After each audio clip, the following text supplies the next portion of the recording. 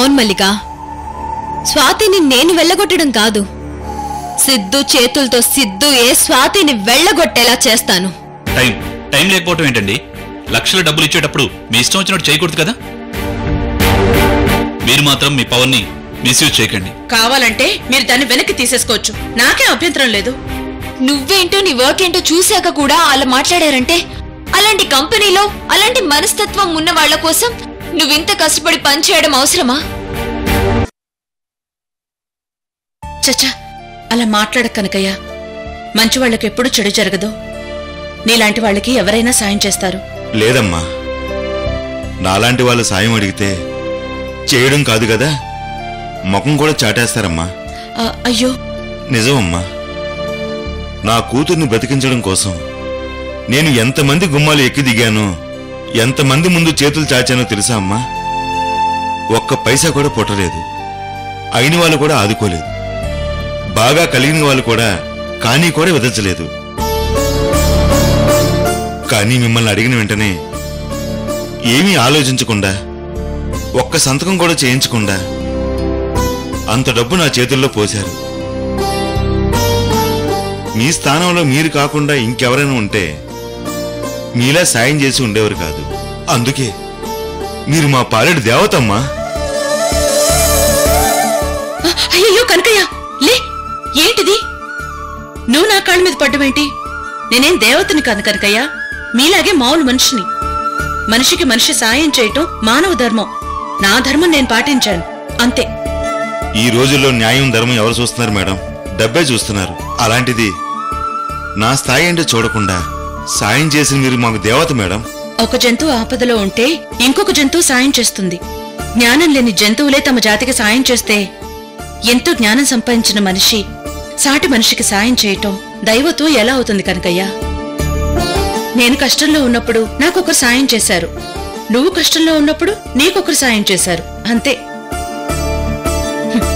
మనిషిగా మనం చేయాల్సిన పని ఆ మంచితనాన్ని నిలబెట్టుకోవడమే. అమ్మా, మీ మనసు చాలా దొడ్డ మనసమ్మా.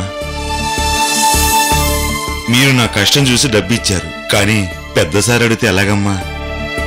దీని గురించి మాట్లాడాలనే నేను ఎండి గారి దగ్గరికి వెళ్తున్నాను కనకయ్య. ఆయన మిమ్మల్ని ఏమైనా అంటారేమోనమ్మా? ఆల్రెడీ నిన్ననే ఫోన్లో మాట్లాడారు, అందుకే ఇప్పుడు డైరెక్ట్ గా మాట్లాడాలని వెళ్తున్నాను. మా గురించి మీరు మాటలు పడ్డం నేను తట్టుకోలేనమ్మా. కావాలంటే నేనొచ్చి ఆయన కాలు పట్టుకొని ఇదంతా నా కోసం చేశారని సంజయ్ చెప్పుకుంటానమ్మా. అక్కర్లేదులే గాని, ఇంతకీ మీ అమ్మాయికి ఎలా ఉంది? ఇప్పుడంతా బాగుందమ్మా. 2 రోజుల్లో డిశ్చార్జ్ చేసి ఇంటికి పంపించేశానన్నారమ్మా. సంతోషం, చాలా సంతోషం కలిగించే విషయం చెప్పావు. ఇక అనవసరమైన విషయాలేవి ఆలోచించకుండా వెళ్ళి ఆనందంగా పనిచేసుకో. వెళ్ళు. ఈ విషయంలో మీరు ఇంకేం పట్టించుకోకండి. ఓకే సార్, వెళ్ళండి. ఒక నిమిషం. ఆ 3 లక్షలు కంపెనీ తరఫున నేను ఆ వర్కర్కి ఇస్తున్నానని చెప్పండి. అతనికి ఆ డబ్బుని రిటర్న్ చేయక్కర్లేదు. ఎప్పట్లాగే అతనికి ఫుల్ జీతమే వస్తుందని చెప్పండి.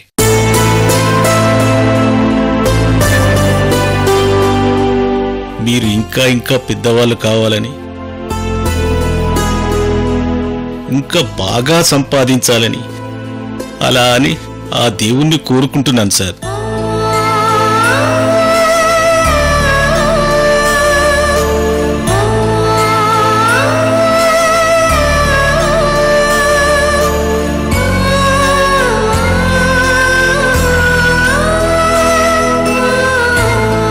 Good morning sir.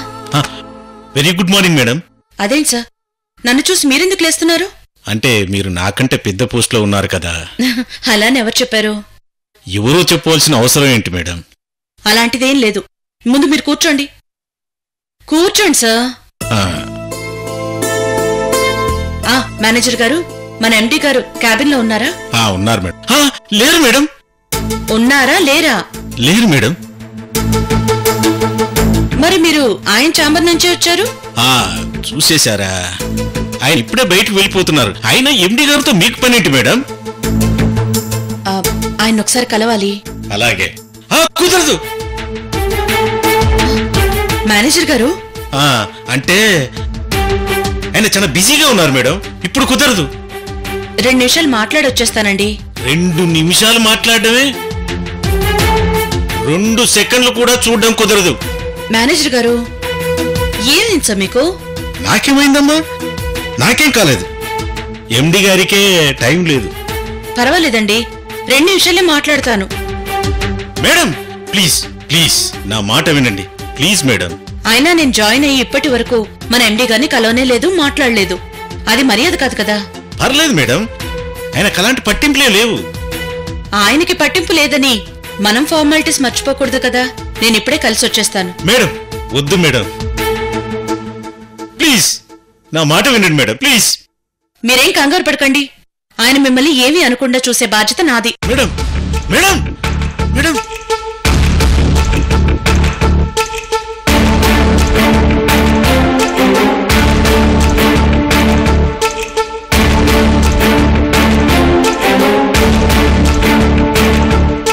అయ్యో సార్, ఫోన్ లిఫ్ట్ చేయండి సార్, ఆవిడ వచ్చేస్తోంది సార్.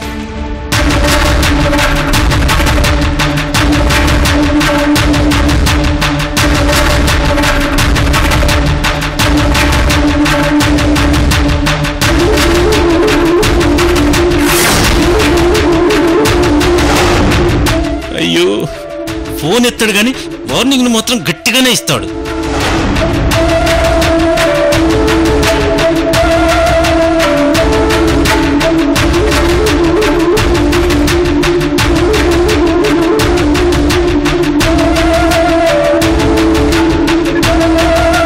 అయిపోయింది, ఈవిడ ఆయన్ని చూసేస్తుంది. ఆయన ఇచ్చిన వార్నింగ్ ప్రకారం నన్ను ఈ జాబ్ నుంచి పీకేస్తారు.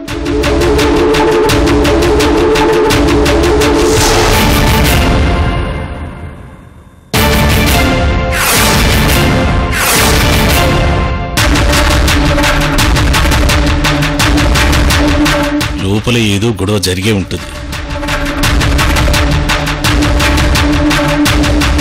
ఏంటండి మీరు చేసిన పని? ఇందులో నేనేం చేశాను మేడం? లోపల ఎండి గారు ఉన్నారని చెప్పారు. అంటే లోపల లేరా మేడం? లేరు కదా. లేరా? అయితే వెళ్ళిపోయి ఉంటారు. అదేంటి, లోపల సారు బయటికి ఎప్పుడు వెళ్ళారు? సర్లేండి మేడం, సార్ను తర్వాత మళ్ళీ ఎప్పుడైనా కలవచ్చు. Okay sir.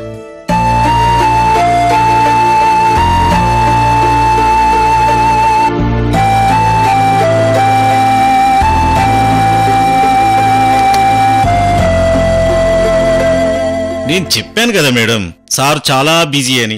మీరేమో వెళ్ళిపోయారు. ఇంటర్కామ్ మోగుతుందంటే ఎండి గారు లోపలే ఉన్నారు. మేడం, సార్ లేడు మేడం. ప్లీజ్ మేడం, ఆగండి మేడం ప్లీజ్.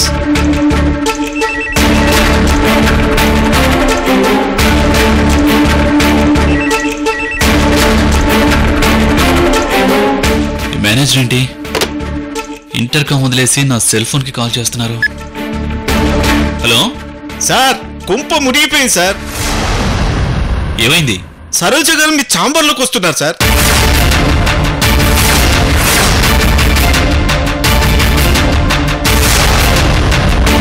అదేంటి, నేను మీకు చెప్పాను కదా ఆవిడ నన్ను కలవకూడదని. నేను చెప్పాను సార్, మీరు చాలా బిజీ అని. కానీ ఆవిడ వినిపించుకోకుండా వచ్చేస్తున్నారు సార్. సర్లేండి, నేను చూసుకుంటాను, మీరు ఫోన్ పెట్టేయండి.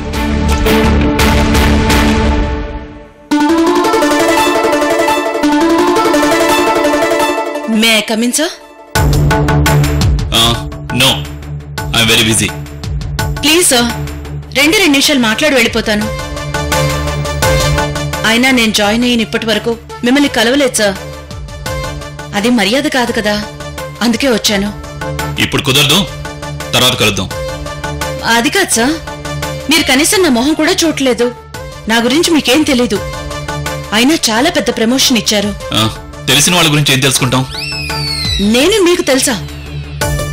అంటే మీ ప్రొఫైల్ చూశాను, మీ వర్క్ ఏంటో చూశాను. ఇంకా ఏం తెలుసుకోవాలి చెప్పండి.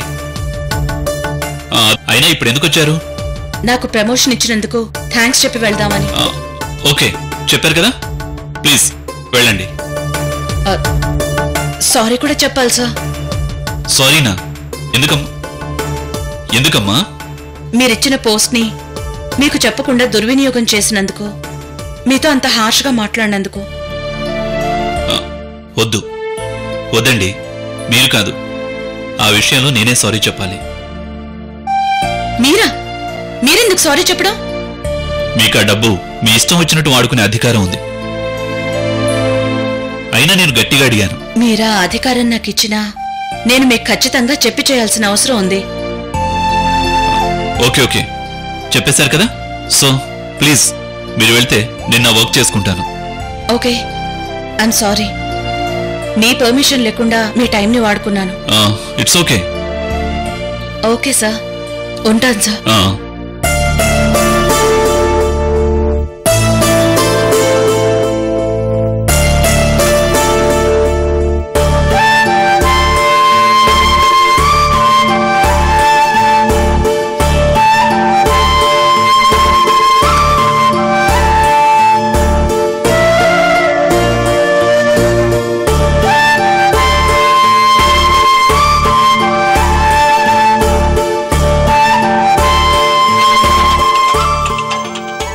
ఇదేమిటి, ఇప్పుడే కదా మాట్లాడాను. సార్ చెప్పండి. చూడండి మేడం, మీకెప్పుడు ఏ అవసరం వచ్చినా నా దగ్గరికి రాకండి. మేనేజర్ గారిని కలిసి మాట్లాడండి. అంతగా అవసరం అనుకుంటే నాకు ఫోన్ చేయండి చాలు. Okay sir, but chamber meetings, board of member meetings కి వీటికైనా కలవాలి కదా సార్? అవన్నీ నేనే మేనేజ్ చేసుకుంటాను. ఇది కొత్తగా పెట్టిన కంపెనీ కాబట్టి మీకు వర్క్లోడ్ చాలా ఉంటుంది. కాబట్టి అవన్నీ కూడా అటెండ్ అవ్వమని చెప్పి మీకు ఇంకా వర్క్లోడ్ పెంచలేను.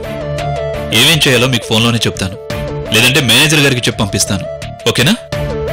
Okay sir. మరి నాకేదైనా ఐడియా వచ్చి అది మీకు ఎక్స్ప్లెయిన్ చేయాలంటే? అది కూడా మేనేజర్ గారికి చెప్పండి, ఆయన నాకు చెప్తారు. అలాగే సార్. Okay, thank you. అమ్మమ్మా, ఇదేంటో అందరు వర్కర్స్ ని ఓనర్స్ కలవాలి అనుకుంటారు. ఈయనంటూ షాడో మానిటరింగ్ చేస్తున్నాడు.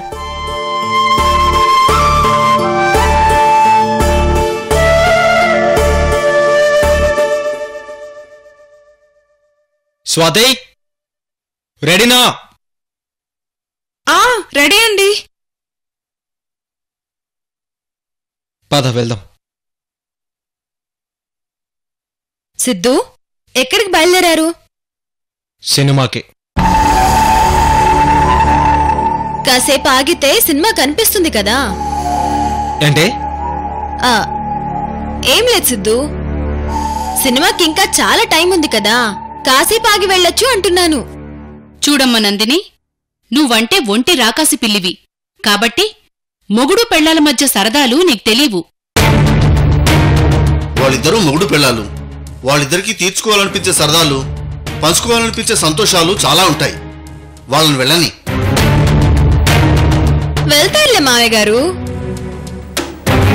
ఫస్ట్ టైం బయటకు వెళ్తున్నారు, సినిమాకి వెళ్తున్నారు, మరి మంచి టైం చూసుకొని బయలుదేరాలి కదా.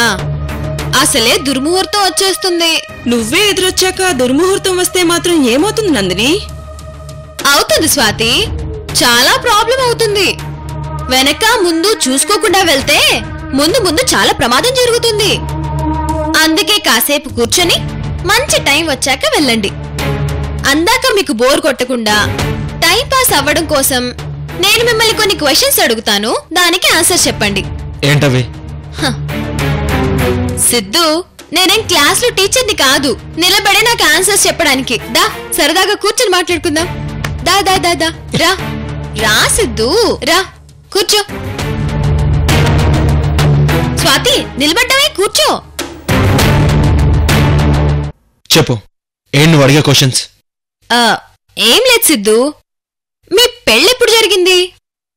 మన ఎంగేజ్మెంట్ జరగాల్సిన రోజు. ఏ గుర్తులేదా? అదెలా మర్చిపోతాను సిద్ధు. నా సిద్ధుకి నాకు ఎంగేజ్మెంట్ ఆగిపోయి నా గుండెలు పగిలేలా చేసిన విషయం నేనెలా మర్చిపోతాను? గుర్తుంది.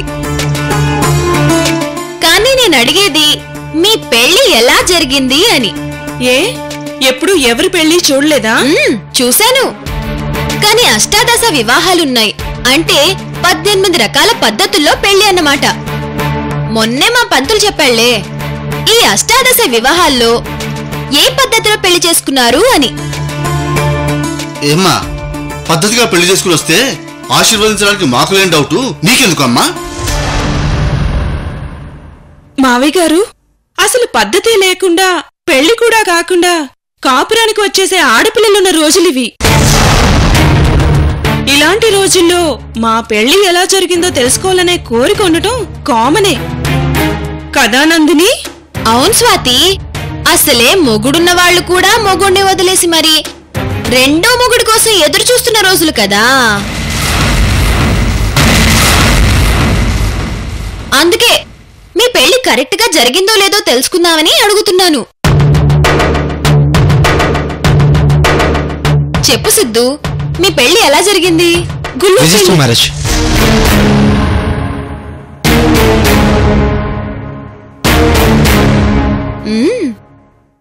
బాగుంది.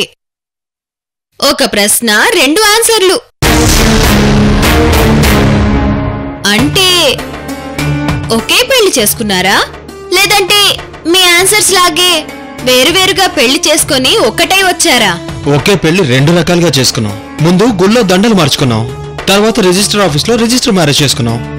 ఓహో, రిజిస్టర్ మ్యారేజా? రిజిస్టర్ మ్యారేజ్ అంటే సర్టిఫికేట్ కూడా ఉంటుంది కదా. మరి మీ పెళ్లికి కూడా ఇచ్చారా సర్టిఫికేట్? పెళ్లి ఎవరిదైనా సర్టిఫికేట్ ఇస్తారు. ఇస్తారు, పెళ్లి జరిగితే ఇస్తారు. అన్నట్టు మీ పెళ్లి సర్టిఫికేట్ నేనొకసారి చూడొచ్చా? సర్టిఫికేటా? అది లోపలెక్కడో దాచాను. అయినా ఇప్పుడెందుకు అది? ఊరికే సిద్ధు, ఒకసారి చూడాలనిపించింది, అందుకే అడిగాను.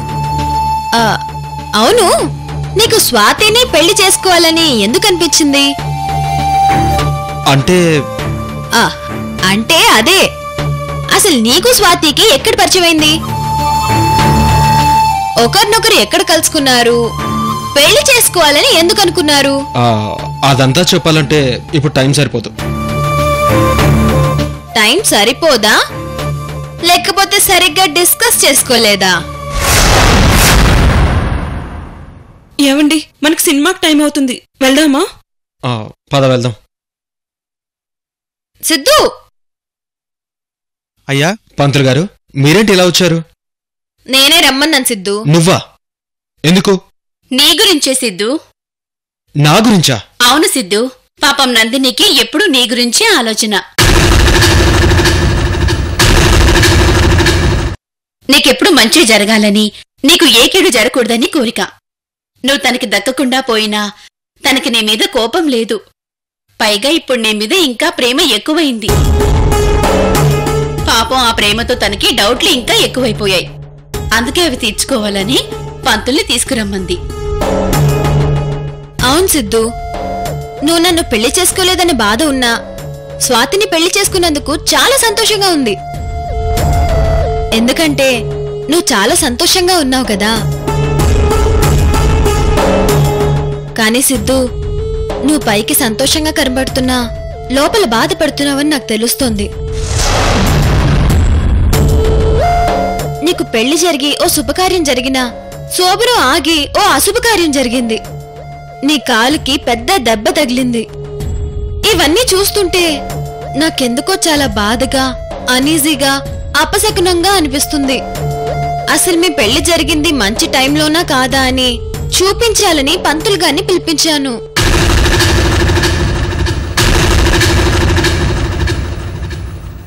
పంతులు గారు, అమ్మా, ఒకసారి వీళ్ళ పెళ్లి జరిగిన టైం చూసి అది మంచి టైమా కాదా చెప్పండి. అలాగేనమ్మా, వీళ్ళ పెళ్లి పత్రిక తెప్పించండి. జరగని పెళ్లికి పత్రికలు ఎక్కడుంటాయి పంతులు గారు?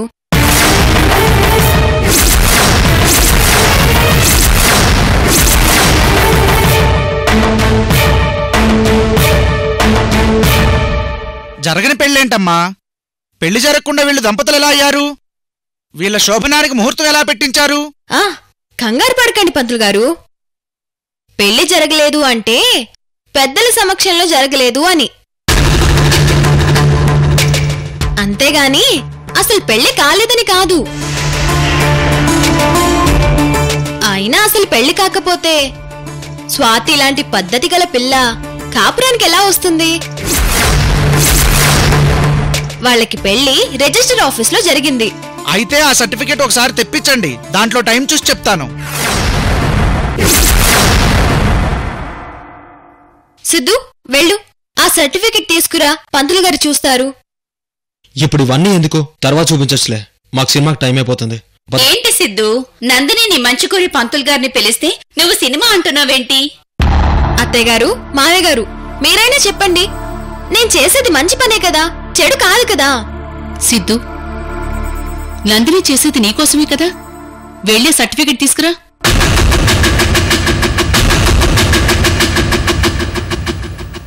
వెళ్ళరా, వెళ్ళి తీసుకురా.